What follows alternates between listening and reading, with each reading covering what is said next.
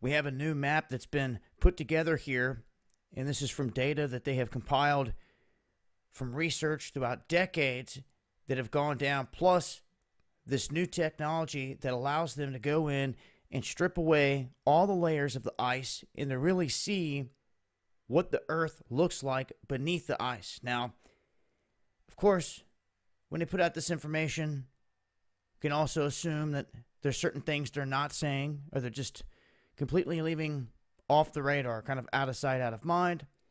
What they do focus in on is the thickness of each side of Antarctica. They state that the eastern side is made up of mostly older cratons, cratons being the heart or the core of older continents.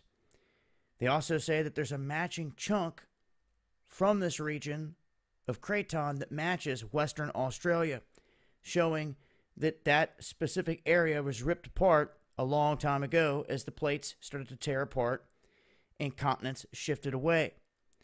So they've been able to take data from different satellites and with this new technology, and they put it all together to try to gather data on the planet's gravity field.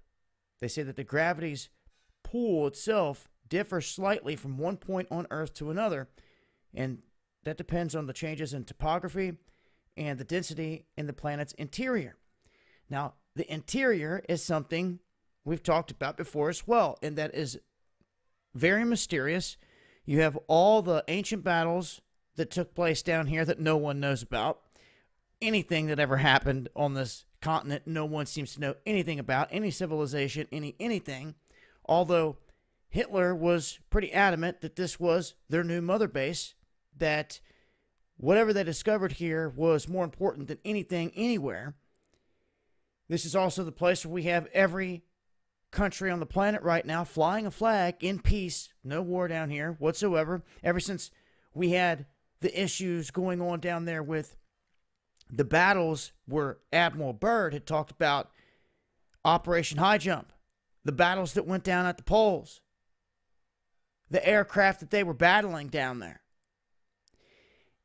and all the other documented stuff that Admiral Byrd talked about in terms of the poles. Very interesting, and relates to hollow earth speculation and to underground bases en masse hidden down here in Antarctica. Some speculate they found something ancient down here. They just haven't told the world. A lot of different theories. One thing's for sure, with this new data, it helps us get a better look at how this place is laid out, what it looks like underneath the rock, and a little bit of the history of the continent. So as we can see now, eastern Antarctica seems to be much larger, much thicker and denser in terms of mass than the western front. But some new information here pertaining to Antarctica I wanted to share with you guys. I'll leave a link below so you guys can read up on the rest of the details, and I'll continue to update as they continue to release new info. This has been Dabu7.